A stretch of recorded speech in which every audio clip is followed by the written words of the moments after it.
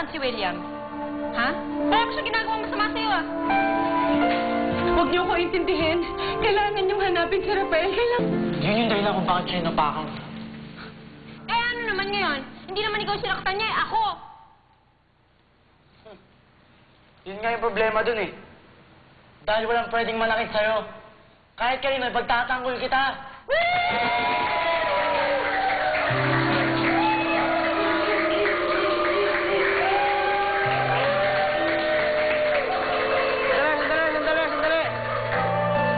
Makinig kayo lahat sa akin, ha?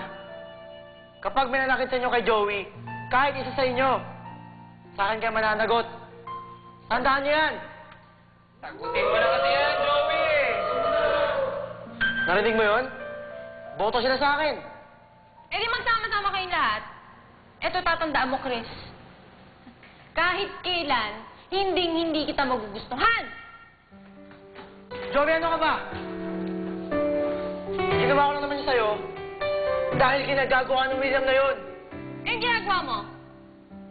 Tingin mo ba hindi pang gagago yun? Ha? If I'm not alone